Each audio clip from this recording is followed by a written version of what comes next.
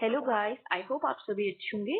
तो last topic में हमने कौन सा टॉपिक कंप्लीट कर लिया है? तो हमने कंप्लीट किया है identical twins and fraternal twins. ठीक है, तो आज हम कंटिन्यू करते हैं अपने नेक्स्ट टॉपिक को, लॉस ऑफ हेरिडिटी। ठीक है, तो हमारा फर्स्ट पॉइंट है loss of segregation and dominance. ठीक है, loss of segregation and dominance से मीन्स ये हो गया कि देखो जेनेटिक बेसिस पे हम लोग के क्या होते हैं, कुछ थ्रेड्स हम लोगों को मिलते हैं बाय बर्थ। ठीक है, अब जो ये थ्रेड्स हमें मिलते हैं तो क्या होता है, कई बार क्या होते हैं कि आपकी जैसे आप हैं, आपको पेरेंट्स से कुछ जीन्स मिले। अब वो क्या हुए कि अपेयर नहीं हो पाए प्रॉपर तरीके से, अपेयरेंस नहीं हो पा रही, लेकिन क्या हो रहा है नेक्स्ट जनरेशन में क्या हो रहा है, डोमिनेंट हो जाते हैं, है ना। तो आपकी जो नेक्स्ट जनरेशन होगी उनमें शो करेंगे, जैसे आपके दादा दादी से पेरेंट्स। अब दादा दादी के जो कुछ थ्रेड्स है वो पेरेंट्स में भी आए, लेकिन पेरेंट्स में वो चीजें शो ही नहीं हुई, चीजें क्वालिटीज या कहो कोई भी प्रॉब्लम है, कोई इश्यूज है, वो शो ही नहीं हुए। लेकिन जब फिर नेक्स्ट क्या हुआ, जब आपका बर्थ हुआ तो आप में वो क्या करी, वो जो क्वालिटीज थी, वो आपके थ्रेड्स से, जो आपकी प्रॉब्लम्स थी, जो कोई डिजीज थी, वो क्या शो होने लग गई। तो वो क्या हुआ कि एक स्टेज में तो शांत था, लेकिन नेक्स्ट जनरेशन में क्या हो गया है कि वो डोमिनेंट हो गया। जैसे अगर आपके दादाजी को या किसी ठीक है, कोई भी पूर्वज जो आपके एंसेस्टर होते हैं, उन्हें कोई प्रॉब्लम रही होगी, कोई बीमारी रही होगी, तो क्या हुआ नेक्स्ट जनरेशन में किसी को भी कोई प्रॉब्लम नहीं हुई। ठीक है, उनके बच्चों को कोई प्रॉब्लम नहीं, लेकिन बच्चों के बच्चों को नेक्स्ट जनरेशन में क्या हो रहा है कि उनके जो बच्चों के बच्चे थे, यानी कि जिनके पोता पोती वगैरह जो थे, ग्रैंडसन ग्रैंड डॉटर, उनमें क्या हुआ, वो सेम डिजीज क्या हो गई, शो हो रही है, उनको वो सेम प्रॉब्लम हो गई। ठीक है, तो बेसिकली कहने का मीन्स ये है कि जैसे आपके दादाजी को कोई प्रॉब्लम रही होगी या दादी जी को कोई प्रॉब्लम रही होगी, वो आपके पेरेंट्स में तो नहीं आई, पेरेंट्स में ना आके किस में आ गए, अब आप में शो कर रही है। तो वो क्या हो रहा है कि एक स्टेज में तो बिल्कुल शांत बैठा हुआ है, लेकिन नेक्स्ट जनरेशन में क्या हो जा रहा है, एक जनरेशन में शांत है एंड नेक्स्ट जनरेशन में क्या हो रहा है, डोमिनेंट हो जा रहा है। ठीक है, इसी को हम कहते हैं law of segregation and dominance. ठीक है, आई होप आप सभी को समझ में आ रहा होगा। ठीक है, तो आई होप आपको फर्स्ट पॉइंट क्लियर होगा। चलिए अपने नेक्स्ट पॉइंट पे चलते हैं, law of independence and assortment. ठीक है, तो कहने का मतलब है independent, law of independent assortment से मीनिंग ये हो गया कि जैसे आपकी फैमिली में क्या है, सब लोग लंबे हैं, तो कोई जरूरी नहीं है कि आप भी लंबे होंगे। ठीक है, कोई जरूरी नहीं है कि सब में हमें सेम थ्रेड शो कर रहे हैं, ये इंपॉर्टेंट नहीं। Here the distribution of one genetic thread do not influence the distribution of other threads. तो एक थ्रेड बाकी सारे थ्रेड्स को इन्फ्लुएंस नहीं करता है, तो कोई जरूरी नहीं है सब एक जैसे हैं तो दूसरा वाला भी हो सकता है किसी में कोई थ्रेड ज्यादा डोमिनेंट है और किसी में कोई थ्रेड कम डोमिनेंट है। ठीक है, next law of resemblance. Children just like parents, law of resemblance मतलब जैसे हमारे पास हमारे जो पेरेंट्स होते हैं वो दिखने में होते हैं, वैसे ही बच्चे भी होते हैं। आपने देखा होगा कि जैसे पेरेंट्स है वैसे हमारे पास क्या हो रहा है, बच्चे भी दिखने में सेम टू सेम, है ना। आप जैसे यहाँ पे देखिए, जैसे पेरेंट्स है तो पेरेंट्स से रिजेंबल कर रहे हैं बच्चे कहीं ना कहीं, है ना। तो इसी को हम कहते हैं लॉ ऑफ रिजेम्बलेंस। जब क्या करे बच्चे, क्या करे अपने पेरेंट्स से क्या करे, रिजेंबल करते हैं, उन्हीं के जैसे कहीं ना कहीं दिखते हैं। तो आपने देखा आपके घर में कभी भी बेबीज वगैरह होते हैं, तो कोई भी आता है, दादा नानी चाचा चाचा ताऊ बुआ मामा कोई भी आता है, तो क्या करते हैं, अरे नहीं मम्मी से शक्ल मिलती है, नहीं पापा से शक्ल मिलती है, कोई कहता है नहीं बुआ से शक्ल मिलती है, तो रिजेंबल कर रहे हैं। ठीक है, तो उसी को कहते हैं law of resemblance. Next law of variation. Law of variation से मतलब कभी कभी ऐसा हो जाता है कि जो बच्चे होते हैं ना, वो पेरेंट्स से बिल्कुल ही अलग हो जाते हैं दिखने में, है ना। कई जगह आपने देखा होगा कि पेरेंट्स तो बड़े प्यारे से सुंदर से बड़े प्यारे से हैं, बट बच्चे बिल्कुल ही डिफरेंट हो गया, या पेरेंट्स इतने ज्यादा बिल्कुल अलग कह सकते हैं हम, किसी को हम कलर वाइज या किसी को ब्यूटी वाइज टारगेट नहीं कर सकते हैं, बट ऐसा होता है कि जैसे क्या होता है कभी पेरेंट्स से बच्चा बिल्कुल ही डिफरेंट हो जाए लुक वाइज दिखने में, है ना। तो क्या होता है वहां पे, उसी को हम लोग क्या कहते हैं लॉ ऑफ वेरिएशन। तो यहाँ पे इस कंडीशन में बहुत सारी प्रॉब्लम्स भी इश्यू हो जाती है जनरली फैमिलीज में। ठीक है, तो लॉ ऑफ वेरिएशन का मतलब जब बच्चा क्या करेगा, अपने पेरेंट्स से रिजेंबल नहीं करेगा, बिल्कुल ही अलग दिखने में हो। Next law of regression. Law of regression मतलब, लॉ ऑफ रिग्रेशन से मतलब देखो, ये किसने दिया था, सोरेनसन ने दिया था। ठीक है, लॉ ऑफ रिग्रेशन किसने दिया था, सोरेनसन ने दिया था। अब देखिए इसमें हमारे पास क्या है कि जैसे पेरेंट्स के पास कोई क्वालिटी हो, कोई जरूरी नहीं कि बच्चा भी उसी क्वालिटी के साथ हो। ठीक है, बच्चे में भी वही क्वालिटीज हो।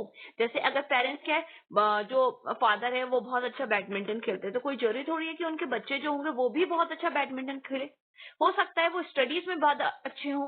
पेरेंट्स अगर स्पोर्ट्स में अच्छे, तो कोई कंपल्सन नहीं है कि बच्चा भी स्पोर्ट्स में अच्छा होगा। ठीक है, तो ये बोला गया कोई जरूरी नहीं है जो पेरेंट्स की क्वालिटीज हो वो बच्चे में भी आए, तो डिफरेंस हो सकता है। तो लॉ ऑफ रिग्रेशन हमें किसने दिया था? सोरेनसन ने दिया। ठीक है, आई होप आप सभी को समझ में आया होगा।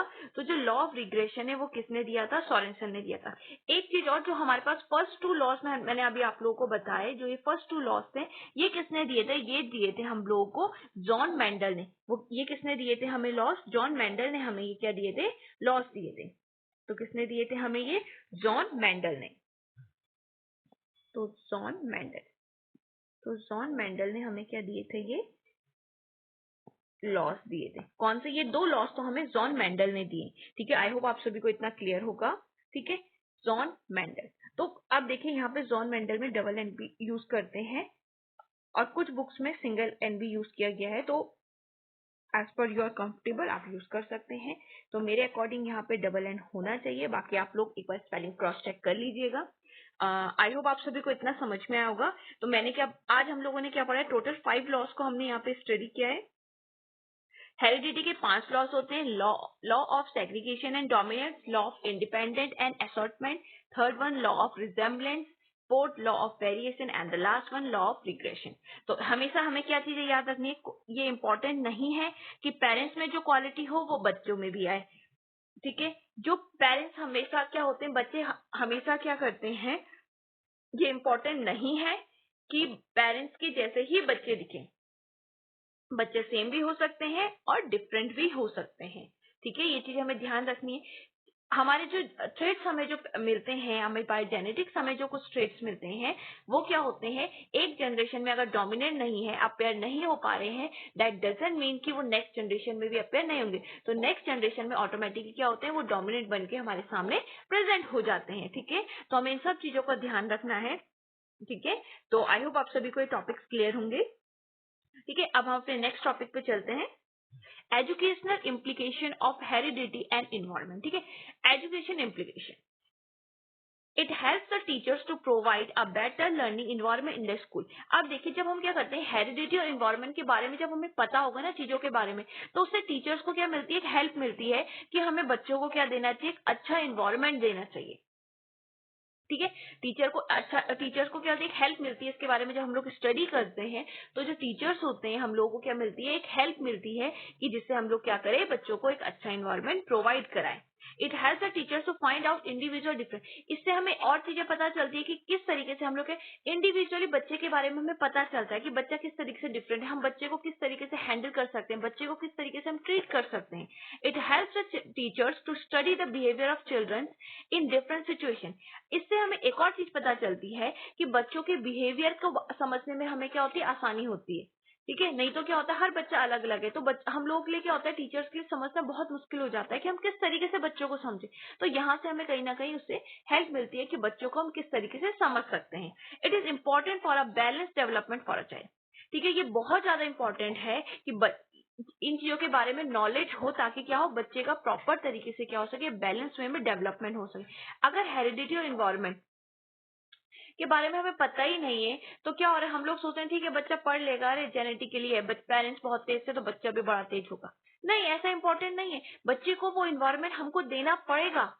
अगर बच्चे को हमने वो इन्वायरमेंट नहीं दिया स्टडी का, तो बच्चा क्या होगा? डेवलपमेंट नहीं हो पाएगा। तो बच्चे को हमें क्या, हेरिडिटी है वेल एंड गुड, बट हमें इन्वायरमेंट भी देना पड़ेगा। इन्वायरमेंट भी इक्वली इन्फ्लुएंस करता है, ऐसा नहीं है सिर्फ हेरिडिटी इन्फ्लुएंस करेगी, इन्वायरमेंट भी इक्वली क्या करता है? इन्फ्लुएंस करता है। तो इन चीजों के बारे में हमें पता होना चाहिए, इसीलिए हमारे लिए बहुत ज्यादा इंपॉर्टेंट है। ठीक है, तो टीचर्स के लिए बहुत ज्यादा इंपॉर्टेंट है कि टीचर्स को पता हो हेरिडिटी इन्वायरमेंट के बारे में, टीचर्स के ऊपर स्टडी करें, तभी टीचर्स क्या करेंगे? बहुत ज्यादा अच्छे तरीके से, बेटर तरीके से बच्चों के ऊपर इस पे वर्क कर पाएंगे, ताकि बच्चों को समझ पाए, बच्चों को अच्छा इन्वायरमेंट दे पाए। ठीक है, बच्चों के बिहेवियर को समझ पाए, बच्चे का एक बैलेंस वे में डेवलपमेंट हो पाए। तो सारे फैक्टर्स हमारे यहाँ पे इंपॉर्टेंट है। ठीक है, आई होप आप सभी को समझ में आया होगा। अगर आप लोगों को कहीं पे भी कंफ्यूजन हो तो आप पूछ सकते हैं। अगर आपको वीडियो अच्छा लगा हो तो please like, share and subscribe. Thank you.